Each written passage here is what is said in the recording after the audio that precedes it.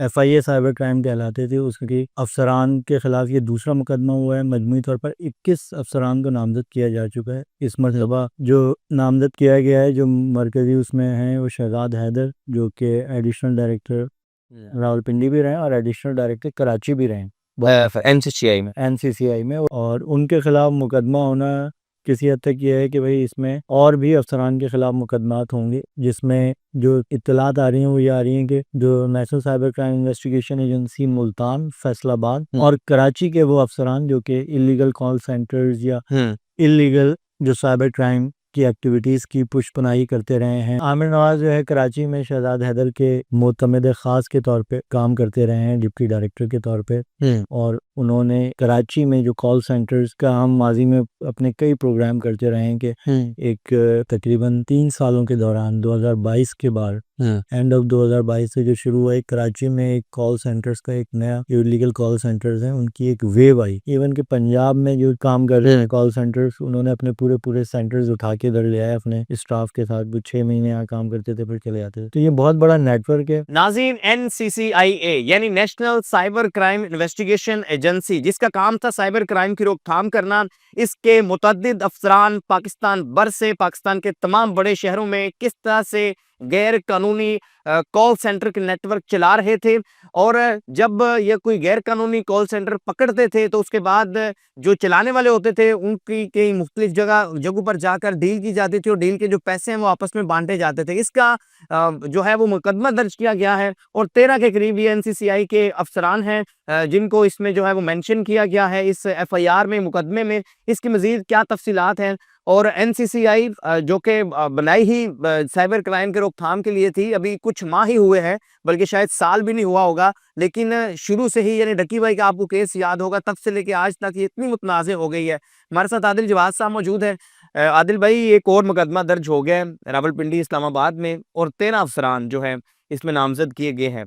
तो आखिर ये चल क्या रहा है, इसके पस्से पर्दा थोड़ी सी कहानी समझाएंगे कि है क्या? बिल्कुल, ये जो है बड़ा ही कोई इंटरेस्टिंग एरा है, बड़ा ही इंटरेस्टिंग टाइम है कि इसमें नेशनल साइबर क्राइम एजेंसी, जो कि पहले FIA साइबर क्राइम कहलाते थे, उसके अफसरान के खिलाफ ये दूसरा मुकदमा हुआ है। मजमूई तौर पर 21 अफसरान को नामजद किया जा चुका है। इस मरतबा जो नामजद किया गया है, जो मरकजी उसमें हैं, वो शहजाद हैदर, जो कि एडिशनल डायरेक्टर रावलपिंडी भी रहे और एडिशनल डायरेक्टर कराची भी रहे NCCI में। वो ज़्यादा अरसे वो एडिशनल डायरेक्टर कराची के ओहदे पे वो ज़्यादा अरसे रहे, और वो उससे पहले भी जो है वो अहमद इसाक जहांगीर, जो एक FIA के वो भी थे, DG FIA भी बने बाद में, पहले वो additional director general cyber crime थे।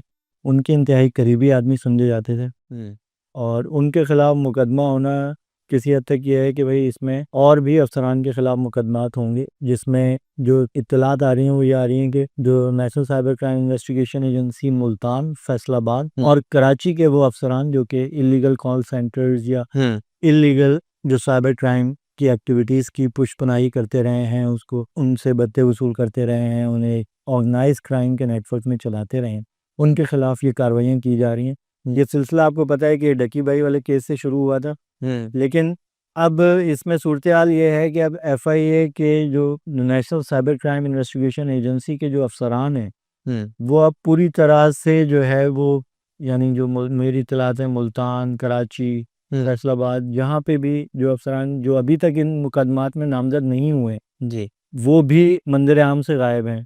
पिछले 15 कभी वो एक आध दिन के लिए आ जाते हैं, फिर चले जाते हैं। जैसे कराची के जो डायरेक्टर हैं, इससे पहले एडिशनल डायरेक्टर भी रहे, आमिर नवाज, वो अपने ऑफिस तशरीफ नहीं ला रहे हैं। अच्छा, आमिर नवाज एडिशनल डायरेक्टर रावलपिंडी भी रह चुके हैं, और ये जो मुकदमा हुआ है इसमें काफ़ी हैरत की, लोग काफ़ी हैरत का इजहार कर रहे थे कि आमिर नवाज का नाम क्यों नहीं है, क्योंकि आमिर नवाज भी उन्हीं ओहदे पर रह चुके हैं जहाँ पे आमिर नज़ीर और शहजाद हैदर रहे, और वहाँ पर उन दिनों में भी ये सिस्टम बिल्कुल उसी तरह चलाया जाता था। फिर आमिर नवाज जो है कराची में शहजाद हैदर के मोतमद ख़ास के तौर पे काम करते रहे हैं, डिप्टी डायरेक्टर के तौर पे, और उन्होंने कराची में जो कॉल सेंटर्स का हम माजी में अपने कई प्रोग्राम करते रहे हैं कि एक तकरीबन 3 सालों के दौरान 2022 के बाद एंड ऑफ 2022 से जो शुरू हुआ, कराची में एक कॉल सेंटर्स का एक नया इलीगल कॉल सेंटर्स हैं, उनकी एक वेव आई। इवन कि पंजाब में जो काम कर रहे हैं कॉल सेंटर्स, उन्होंने अपने पूरे सेंटर्स उठा के इधर ले आए अपने स्टाफ के साथ। वो 6 महीने यहाँ काम करते थे फिर चले जाते थे। तो ये बहुत बड़ा नेटवर्क है। खुशाइन बात है कि इस पे काम हो रहा है, इस पे जो है इनके खिलाफ कार्रवाइयाँ हो रही हैं, लेकिन इसमें कोई सिंक नज़र नहीं आ रही। मसला ये है कि इसके ये नहीं समझ आ रहा है कि रेगुलर जो रूटीन का काम है, जो कि अवामी शिकायत हैं, उनको हल करने के लिए कोई स्मूथ निज़ाम नहीं बनाए गए। नए नए डायरेक्टर जनरल की तैनाती कर दी गई पिछले हफ्ते। खुर्रम अली हैं, पीएसपी ऑफिसर हैं, पुलिस सर्विसेज ऑफ पाकिस्तान के सीनियर अफसर हैं ग्रेड 21 के, लेकिन अभी तक उनकी जानिब से कोई पॉलिसी सामने आई है, कोई चीज़ें सामने नहीं आई है। और ये नहीं पता लग रहा कि national cyber crime investigation agency का फ्यूचर क्या होगा। क्योंकि अभी तो ऐसा लगता है कि वो उसमें काम करने वाले सब लोग जो है ना वो ऑर्गेनाइज। लेकिन आदिल भाई एक अलमिया ये है कि जितना भी ऑर्गेनाइज्ड क्राइम है, अगर वो गुटखा मावा बेचा जाता है, पुलिस की अगर डोमेन है, तो पुलिस की मिलीभगत के बगैर मुमकिन नहीं है। ये वो रियलिटी है, ट्रुथ है, जो हर शहरी जानता है। अगर कहीं स्मगलिंग हो रही है तो वो एंटी स्मगलिंग कस्टम की मिलीभगत के बगैर मुमकिन नहीं है। इसी तरह यहाँ पर कॉल सेंटर का एक अरसे से अब चलता आ रहा है कराची में, बड़े शहरों में। अलमिया ये है कि जो बड़े अफसरान हैं, वो हमेशा से बच जाते हैं। हमारी जो बिलुसूस ब्यूरोक्रेसी है, जो एसपीएस जो अफसरान होते हैं, वो बच जाते हैं। छोटे हमने पुलिस में भी यही देखा है, बड़ा वाकया रोनमा हो जाता है, चलें जी एसएचओ को ओहदे से हटा दिया। जो है वो पिछले दिनों आपको एसआईयू वाला याद होगा वाकया, कि उन्होंने कहा जी हमने पूरा थाना या एसआईयू के 6 अहलकार थे मुअत्तल कर दी, जो एसएसपी थे वो अपनी जगह पर बरकरार रहे। तो ये क्या आप समझते हैं, कार्रवाई तो हो रही है, चलें अच्छा है कि इलीगल कॉल सेंटर नहीं चलने चाहिए, लेकिन सिर्फ चंद लोगों को या ये तो आपको पता है इस मुल्क के 3 दर्जे हैं। हाँ, कि एक जो है सुपीरियर अथॉरिटी है, जो कि हमारी मिलिट्री एस्टैब्लिशमेंट है, उसके बाद पॉलिटिकल लीडर्स आते हैं, या सिविल सर्विसेज है जी। तो अमूमी तौर पे हमारे जब भी ये करप्शन और इससे मुतालिक जो भी मामलात होते हैं, या तो ये पॉलिटिकली मोटिवेटेड होते हैं, तो पॉलिटिशियंस इन्वॉल्व होते हैं, वरना ये हमेशा निचली सतह के अफसरान को वो करके वो ख़त्म कर दिया जाता है, उनके खिलाफ कार्रवाइयाँ की जाती हैं। अब इस मामले में भी देखेंगे, इसमें अहमद इसाक जहांगीर जो है, जो जिस दिन ये पहली एफआईआर हुई है, उस दिन वो बैरून मुल्क फरार हो गए। ये मेरी इत्तला है कि वो जो साबिक डीजी एफआईए और additional director general cyber crime थे अहमद इसाक जहांगीर, वो फौरी तौर पर बैरून मुल्क चले गए, हालांकि उनके खिलाफ कोई कार्रवाई भी नहीं हो रही थी। अब इसी तरह वकारुद्दीन सैयद, जो कि बुनियादी तौर पे पहले डीजी थे national cyber crime investigation agency के, और वो भी additional director cyber crime FIA से पहले थे, और फिर उनके खिलाफ कोई कार्रवाई, उन्हें किसी मुकदमे में कोई नामजद नहीं किया। क्योंकि अगर क्या यकीनन ये नेटवर्क चलाए जा रहे थे, मुझे यकीन है कि इसमें कोई दो राय नहीं है, लेकिन इन नेटवर्क्स को इन डायरेक्टर जनरल्स पीएसपी अफसरान की बिल्कुल उनकी आशीर्वाद से उनको उसका हिस्सा मिलता था। और बाकायदा तौर पे अहमद इसाक जहांगीर का तो मैं यहाँ तक मुझे पता है कि यहाँ पे कुछ पीएसपी अफसरान हैं, या जो साइबर क्राइम के अफसरान थे, उनके बेटे को कोई एक मूजी मर्ज हो गया था, यानी वो कैंसर में मुब्तला हो गया था, उसका इलाज जारी था। तो यहाँ इवन साइबर क्राइम कराची के अफसरान, उनके बेटे के इलाज के लिए यहाँ चंदा होता था, पैसे जमा होते थे, और वो पैसे जाते थे उनको, यहाँ तक होता रहा यहाँ। अच्छा, लेकिन आपको कोई ऐसे अफसरान आपके ज़हन में उनको कि आप अरसा से एफआईए कवर कर रहे हैं, जो आप समझते हैं कि यार ये तो लोग बानी हैं इल्लीगल कॉल सेंटर के, इन्होंने काम शुरू किया, इन्होंने सारा सिस्टम बनाया, लेकिन ये बिल्कुल या आज़ादी से घूम रहे हैं, या अभी तक, यानी आप बता रहे हैं 21 लोगों पर मुकदमा दर्ज होंगे, ये तो बड़ा छोटा सा दायरा है एनसीसीआईए या एफआईए। 21 से मुराद है 80% 70% तो आ गए, तो ऐसे कौन से लोग हैं जो अभी तक आज़ादी से घूम रहे हैं? अभी हैं कुछ हैं? 20-25 और लोग हैं। हाँ, बड़े लेवल हाँ, जो कि असल में इनके देखे ना, एनसीसीआईए को समझना कि एक तो इसमें वो अफसरान हैं जो कि एफआईए से या पुलिस से डेपुटेशन पे हैं, जी। लेकिन बुनियादी तौर पे असल इसकी स्ट्रेंथ वो अफसरान हैं जो कि फॉरेंसिक एक्सपर्ट्स हैं, जो आईटी एक्सपर्ट्स हैं, जो कि इस इदारे के लिए ही, साइबर क्राइम के लिए ही भर्ती किए गए थे। ओके, जो डायरेक्ट आईटी से वाबस्ता है। आईएसपी से वाबस्ता है, और वो ही साइबर क्राइम के, क्योंकि जैसे हम इनके पास जो फॉरेंसिक लैब है, ये लैब की सहूलत बहुत सारे सूबों में नहीं है, ये प्रोवाइड करते हैं। इस तरह दूसरी किस्म की एक्सपर्टीज़ हैं, आईटी की एक्सपर्टीज़ हैं, डिफरेंट किस्म की जो डिजिटल क्राइम की रोकथाम के लिए जो एक्सपर्टीज़ हैं, वो इनके पास हैं। अब इसमें देखें, इसमें होता ये है कि जो टेक्निकल अफसरान हैं, अमूमी तौर पे वो पीछे रहे हैं, उनके सामने जो है ये वो अफसरान जो कि इंतज़ामी अफसरान एफआईए से डेपुटेशन पे आके, जैसे आमिर नवाज़ हैं, शहजाद हैदर हैं, ये कोई टेक्निकल लोग नहीं हैं। हाँ ये तो एफआईए के नॉर्मल ऑफिसर्स थे जो और ये एफआईए से इनको इधर लेके आए एनसीसीआई में। तो एफआईए से ये, क्योंकि ये एक इतनी लुक्रेटिव जगह थी, यहाँ पे इतना ज़्यादा इन्होंने एक ऑर्गेनाइज क्राइम का एक नेटवर्क कायम किया। अब जो कराची के डायरेक्टर हैं आमिर नवाज, इसमें पूरी तरह सर से पाँव तक इन्वॉल्व है, सबको पता। और वो पिंडी में भी एडिशनल डायरेक्टर हैं। तो ये तो अभी उनके खिलाफ भी कार्रवाई, जो इत्तलात हैं कराची पे भी एफआईआर होगी, तो जाहिर है उनके बगैर तो नहीं हो सकती।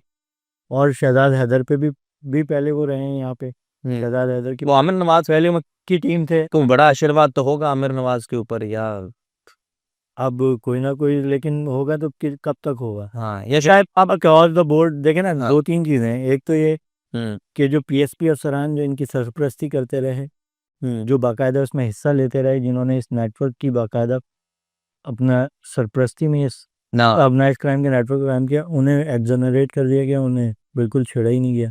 अहमद इसाक जहांगीर हैं, ये वकारुद्दीन सैयद हैं। इससे पहले यहाँ पे एक एडिशनल डायरेक्टर, अगर कराची के हवाले से बात करें तो अभी एडिशनल डायरेक्टर जनरल एफआईए के हैं। एडिशनल डायरेक्टर जनरल जो साउथ यहाँ कराची में वो साइबर क्राइम के भी डायरेक्टर के ओहदे का चार्ज रहे हैं उनके पास, वो हैं। तो इस तरह बहुत सारे ऐसे पुलिस अफसरान हैं जो कि इस पूरे सिस्टम में इससे फ़ायदा भी उठाते रहे, यहाँ से हिस्सा भी लेते रहे, और वो टॉप मोस्ट पोस्टों पे बैठे रहे। अच्छा, अब जब से ये कार्रवाइयाँ शुरू हुई हैं, एफआईआर होना शुरू हो गई है अफसरान के ऊपर, इस वक़्त जो कॉल सेंटर है इल्लीगल, उनकी क्या सूरत-ए-हाल है? ग्राउंड में अगर हम कराची की बात करते हैं स्पेसिफिक, चल रहे हैं या कुछ बंद हुए हैं? कितने % बंद हुए हैं आपकी मालूमात के मुताबिक? जी, मेरी मालूमात के मुताबिक तो इस वक्त जो है ना कोई कॉल सेंटर कराची में बंद हुआ है। हो सकता है कि लोगों ने अपने तौर पे बंद कर दिए, अलग बात है, क्योंकि एक मुल्कगीर एक क्रैकडाउन चल रहा है, वो चल रहा है, हो सकता है इन्होंने। लेकिन इसमें जो कराची में जब से पिछले 3 सालों में कभी भी कोई सही मायनों में कॉल सेंटर के खिलाफ कभी कोई कार्रवाई नहीं हुई, तो वो कैसे बंद होंगी। वैसे कॉल सेंटर यही आमिर नवाज हाँ, और एसएचओ हैं, उनका नाम लिया जाता है, जो इंटेलिजेंस इदारों की रिपोर्ट्स है, अशरफ जान एसएचओ हैं साइबर क्राइम के। इसके अलावा आफ्ताब भट्टू हैं एक इंस्पेक्टर, एक अहमद मीरानी है। ये 4-5 लोग हैं जिनका नेटवर्क था, बाकी साइबर के लोगों का इनसे कोई ताल्लुक नहीं। अब देखें ना, अब ये कैओस जो पैदा हुआ है, हर जोन में 3-4 लोग ही हैं जो उस सिस्टम को, उस ऑर्गेनाइज सिस्टम को कवर कर रहे थे। बाकी लोगों का तो उससे लेना देना यानी तो पूरे पता भी नहीं है। कराची को अगर देखें तो सिर्फ ये 4-5 अफसरान ही ये 4-5, लेकिन ऐसा इन्हें ही पता है कि कितने कॉल सेंटर हैं, कितनों से वो पैसे लेते हैं। ओके, और ये पैसे ऊपर तक जाते हैं। हाँ, ये पैसे ऊपर तक जाते हैं, ये उनके बगैर रुकते, क्योंकि वो पोस्टिंग दे बीच में अभी। हाँ, शहजाद हैदर और आमिर नवाज जो अभी डायरेक्टर हैं, इनके दरमियान एक जंग चल रही थी कि शहजाद हैदर को तैनात किया गया, फिर 2 दिन बाद वहाँ से हेडक्वार्टर से आया कि जी शहजाद हैदर को हटाया, आमिर नवाज, फिर शहजाद हैदर, फिर इस तरह 3-4 बार एक हफ्ते के अंदर 4 बार तबादले हुए हैं ये। अच्छा, एक तो हफ्ते ये में 4 बार। इतनी जंग थी। हाँ, तो इसके पीछे क्या था? इसके पीछे वही पैसे, कि कौन ज़्यादा पैसे देगा, कौन ओके, किसका करीबी आदमी है, क्योंकि दोनों ही टेक्निकल अफसर नहीं है, दोनों के ही बेसिकली एनसीसीआई से उनकी कोई बात नहीं। जो पीका रूल्स हैं, जो पीकी रूल्स हैं 2016 के, हाँ, उनके तहत भी ये बहुत बहुत क्लियर थी कि कोई भी नॉन टेक्निकल अफसर अहम इंतजामी ओहदे पर नहीं बैठ सकता। ओके, तो ये इनको ये दोनों नॉन टेक्निकल। दोनों नॉन टेक्निकल।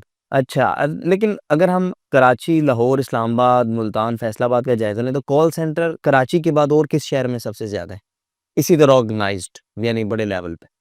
लेकिन लाहौर में ज़्यादा है, इस्लामाबाद में बहुत ज़्यादा थे, पिंडी ये जो बहरिया टाउन में जिस पे अभी एफआईआर हुई है, बहुत ज़्यादा थे। बाकी कराची सबसे ज़्यादा है, और ये 2 जगहों पे ही जो सुनने में आता है। हाँ, बाकी जो हमारे जो लोकल फ्रॉड होता है, देखें ये कॉल सेंटर्स वो हैं जो कि ख़ास तौर पे यूएस सिटीजन्स को, अमेरिकी शहरियों को टारगेट करते हैं। जैसे अरमगान वाला एक वो हुआ था, अरमगान वाला केस। आमिर कत्ल केस में भी हाँ, अरमगान के जो कॉल सेंटर है, बेसिकली वो यूएस सिटीजन्स को टारगेट करते हैं। और ये जो एफआईए साइबर क्राइम, इससे पहले या एनसीसीआई बनने के बाद national cyber crime investigation agency, ये जो इनको वो करती रही, उनकी सरपरस्ती करती रही, ये बेसिकली उन्हीं कॉल सेंटर्स को करती हैं जो बैरून मुल्क फॉल्स। और इसमें इनका मौक़िफ़ ये हो जाता है जब हम ऑफ द रिकॉर्ड इनके कुछ लोगों से, अफसरान से बातें करते थे, क्योंकि ये कोई इतनी ढकी-छुपी बात नहीं थी, हर किसी को पता था। हाँ, पूरे शहर में सबको पता था कि भाई डब्बे चल रहे हैं, कोई उसको हम में डब्बा कहते हैं। हाँ, तो वो ये कहते थे कि यार भाई हम मुल्क का क्या नुकसान कर रहे हैं, मुल्क में तो पैसा आ रहा है ना। हाँ, ज़र मुबादला आ रहा है मुल्क में, हाँ और अगर वो चीटिंग कर रहे हैं तो वो तो कर रहे हैं यूएस सिटीजन्स के साथ। हाँ। तो वो कहते तो उससे ये है कि हमारी जो अपने असली कंपनी होगी ना सॉफ्टवेयर की, वो भी नहीं चलेगी। हाँ तो ये है ना। हाँ, तो हम हाँ बहरहाल उनका ये मौक़िफ़ था कि हम तो पैसे ला रहे हैं ना इनमें। हाँ तो बेसिकली इसी तरह जो है, लेकिन जो पंजाब मुल्तान और फैसलाबाद डिवीज़न है या मुल्तान बोलें, वहाँ पे ज़्यादातर मामला है जो हमारे लोकल वो होती है, फ्रॉड्स होते हैं। जैसे हाँ। आपके मेरे फ़ोन पे जी बेनज़ीर इनकम सपोर्ट फ्रो, उससे मैं अच्छा, वहाँ हुई है ज़रा आपका दिक्कत। कोरियर आया है, ये कोड बता दें, ओके। आपके बैंक का वो ओटीपी।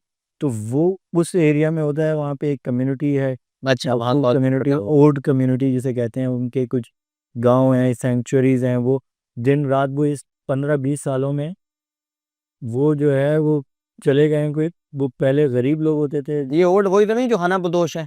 पंजाब में मुफ्ती वो छोटी ये नहर ऊपर रहते हैं। खाना बदोश नहीं रहा है, इन्होंने बड़े-बड़े महल बना लिए हैं। ना बड़े वो इनकी शादियाँ बड़ी वायरल हुई, अक्सर हमने देखा कि हाई-फाई भाई शादियाँ। इन्होंने ये देही इलाकों में, रिमोट एरिया में इन्होंने अपने वो नेटवर्क्स बनाए हुए हैं। और लास्ट टाइम जो अभी जो मुल्तान के डायरेक्टर हैं, हाँ, गफ्फार। गफ्फार, अब्दुल गफ्फार, ये इन्होंने अभी जब मुल्तान के डायरेक्टर लगने के बाद एक पिंडी बेटियों के करीब एक कार्रवाई करने की कोशिश की थी, तो उसमें फायरिंग हो गई थी। वो उन्हीं की तरफ से है ना, बदोशों की तरफ? जी, जी। नहीं, आप जा नहीं सकते, उनके पास इतना असला है, इतनी उनकी सपोर्ट है। अच्छा। वो भाई वो उन्होंने सिक्योरिटी गार्ड्स हायर किए हुए हैं, कुछ और प्रॉपर उन्होंने अंदर कुछ सिस्टम लगाया हुआ है? अपने सिस्टम लगाए हुए हैं, कैमरे नस्ब किए हुए हैं कि कोई आ ही ना सके उस तरफ। तो बड़े ऑर्गेनाइज़्ड हैं वो लोग। ओके। तो इन इलाकों में ये वाला काम ज़्यादा है। बाकी बड़े शहरों में, जो कि चूँकि बड़े शहरों में जैसे कराची, लाहौर या इस्लामाबाद में, वो कॉल सेंटर हैं इल्लीगल्स, जो कि बैरून मुल्क शहरियों को वो करते हैं, फ्रॉड करते हैं, उनके साथ चीटिंग करते हैं। उसकी वजह ये है कि उन कॉल सेंटर्स के लिए ना आपको इंग्लिश स्पीकिंग प्रॉपर एक्सेंट वाले लोग, यस, पता चले कि भाई आप अंग्रेज हैं। लड़के लड़कियां चाहिए होती हैं। तो वो आपको बड़े शहरों में ही मिल पाते हैं। छोटे शहरों में तो वैसे ही नहीं मिल पाते। हमारा जो तालीमी निज़ाम है वो भी आपको ना, लेकिन इट्स वेरी अनफॉर्चुनेट। और आदिल साहब आपने देखा कि जब लकी भाई वाला केस है, तो एनसीसीआई बनाया गया रोकथाम के लिए। फिर चौधरी सरफराज की उन दिनों आपको पॉडकास्ट इंटरव्यूज़ याद होंगे, उन्होंने कहा जी मैं खुद इंक्वायरी मैंने इनिशिएट की और हम ये करेंगे और ये बिगाड़ पैदा कर रहे हैं, ये कर रहे हैं, वो कर रहे हैं। पता चला कि भाई इन्होंने, हमारे बहुत सारे दोस्त हैं, व्लॉगर्स हैं, इन्फ्लुएंसर्स हैं, जिनको नोटिस भेजे गए। यानी एक तूफ़ान, वो कहते हैं ना बर्पा था, एक तूफ़ान था कि भाई जिसके अकाउंट में देखे पैसे उसको भेजो नोटिस। तो इससे नुकसान पाकिस्तान का हुआ है। पाकिस्तान का इतना बड़ा दायरा था एनसीसीआई, उसका नुकसान हुआ। तो अगर कोई जैसे हमारी ऑडियंस में से समझ सकता है, अगर आप हम इन्हें लॉन्ग टर्म में देखेंगे तो कितना नुकसान होता है कि दूसरी दुनिया अब हमारे साइबर क्राइम के किस अदारे के ऊपर जो है वो ट्रस्ट करेगी। तो इट्स वेरी अनफॉर्चुनेट। लेकिन व्यूअर्स, ये कार्रवाइयाँ इस वक्त जारी हैं और इन कार्रवाइयों में आदिल जवाद साहब ने तफसील से बता दिया, क्योंकि आदिल साहब गुज़िश्ता कई सालों से जो है वो एफआईए को कवर कर रहे हैं, एनसीसीआई को कवर कर रहे हैं। और इसमें इल्लीगल कॉल सेंटर से लेके जितना भी ऑर्गेनाइज्ड क्राइम है पाकिस्तान में, कोई भी ऑर्गेनाइज्ड क्राइम रेलिवेंट अदारे की सपोर्ट के बगैर नहीं चल सकता। तो ये अफसरान जो हैं वो किस तरह काम कर रहे थे, किस तरह इन्होंने पैसे बनाए, और करोड़ों में नहीं बल्कि आप अरबों में समझें।